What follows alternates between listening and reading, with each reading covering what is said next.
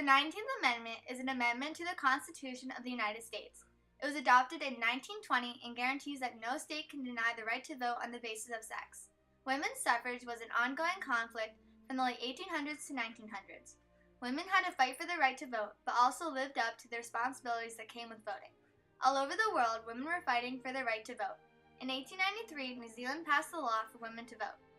As time continued, the women fought more aggressively and constantly. They held parades, silent vigils, and hunger strikes. In some incidents, supporters were jailed, heckled, and could be physically abused. Women would not give up or be put down by the people discouraging them. They continued to fight for what they thought and knew was important, the right to vote. The year was 1848. The first women's right convention was being held in Seneca Falls, New York. The women who held the idea for this convention was Elizabeth Cady Stanton, Lucretia Mott, Martha C. Wright, Mary Ann McClintock, and Jane Hunt. The date of the convention was July 19th and 20th, 1848. They talked about the previous acts to increase women's rights. The women decided they would hold a convention on women's suffrage. About 300 people, including 40 men, gathered at the convention. None of the women among them were willing to lead the convention. The husband of Lucretia decided to take on the task of being the leader. All the proposals were resolved except the topic of women's suffrage. The people in the crowd were unsure of this topic and the idea of it. The Quakers in the audience, predominantly the men, declined to vote for the passing of women's voting. This did not discourage Elizabeth Cady Stanton and her fellow followers. Elizabeth Cady Stanton continued to go to women's rights conventions. In 1851, Elizabeth met Susan B. Anthony. These women would go down in history for starting a revolution for the better. In May 1869, Elizabeth and Susan were the founders of the National Women's Suffrage Association, or the NWSA. Elizabeth Stanton was president and Susan B. Anthony was vice president. They fought for women's suffrage on a federal level. They also pressed for more institutional changes. On the other hand, the American Women's Suffrage Association, founded by Lucy Stone and Julia Ward Howe, pushed toward securing the ballot through legislation. Wyoming passed a women's suffrage law in 1869. Some states are passing this bill not for the equality it grants to women, but either out of loneliness or to strengthen the conservative voting blocks. There were over 6,000 men, but only 1,000 women in Wyoming at this time. If they passed this bill, they believed the women population would increase in their state. In 1870, the 15th Amendment was ratified. The 15th Amendment states that the right of citizens of the United States to vote shall not be denied or abridged by the United States or by any state on the account of race, color, or previous condition or servitude. The 15th Amendment allowed African American men to vote. The ratification of this amendment frustrated the women because they felt that if African American men were finally allowed to vote, women of all races and colors should be allowed to vote as well. A few years after the 15th Amendment was ratified, women were attempting to vote. Susan B. Anthony was arrested and put to trial in Rochester, New York for attempting to vote for Ulysses S. Grant. Another woman was Sojourner Truth. She went up to the polls and demanded a ballot, but her request was turned down. In 1878, the 19th Amendment was introduced to Congress, but was shot down. The women did not give up, however. They continued to push for voting.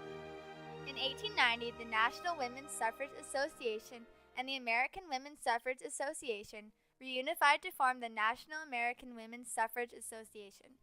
The leader of this organization was Elizabeth Cady Stanton. In 1895, Elizabeth Stanton published the Women's Bible.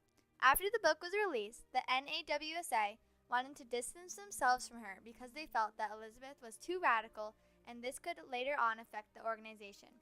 Elizabeth Stanton resigned from her presidential position in the NAWSA. She was no longer allowed to sit on stage at the National American Women's Suffrage Association conventions. In 1903, many women, along with Mary Dreyer, Retta Childor, and Leona O'Reilly, created the Women's Trade Union League of New York. From 1900s to 1904, Carrie Chapman Cott was president of the NAWSA. In 1904, Anna Howard Shaw took over as president of the NAWSA. The NAWSA started to branch out to other topics involving women's rights. The suffragists started to focus on politics as well as voting. This meaning they were trying to establish themselves in politics. Suffragists tried to convince people in the South to vote for the 19th Amendment by saying that women can make the world a safer place and be happier, because they are spiritually better than men. They do not say that women are necessarily equal to men, for men might feel that women aren't. Saying that women are spiritually better than men allowed them to continue to think of themselves somewhat above women. This group consisted of middle and working class women, all focused on forming labor unions. This group will one day become a key part of the International Ladies Garment Workers Union.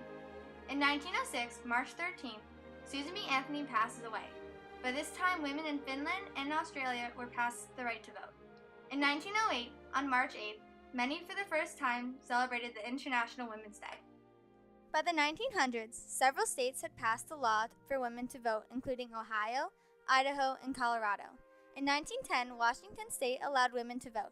Also in 1910, the Women's Political Union put on the very first women's suffrage parade in New York.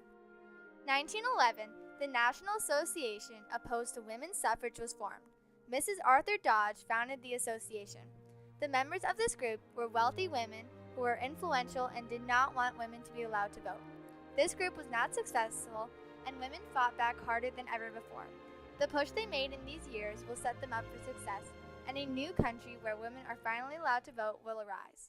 Another factor that helped the women's suffrage organization was when President Roosevelt stepped in. In 1912, President Roosevelt's Democratic Party was the first party that was on the women's suffrage flank. Alice Pauls and Lucy Burns organized the National Women's Party. They took tactics from the Women's Social and Political Union in England. These tactics included picketing the White House, hunger strikes, and other forms of disobedience. In 1914, the National Federation of Women's Clubs advertised the suffrage campaign. This club included 2 million white and colored women through the whole United States. Women needed to make their statement known to all. 2 years later, in 1916, the NAWSA president, Carrie Chapman Catt, explains her courageous plan on how to win over women's suffrage. She stated at a convention in Atlantic City, New Jersey, "To make this plan accomplishable, much coordination was needed in arrangement of events. People from state and local associations both needed to put in a great amount of effort." Also that year, Jeannette Rankin was elected to be the first American woman to represent her state, Montana. She was placed in the U.S. House of Representatives.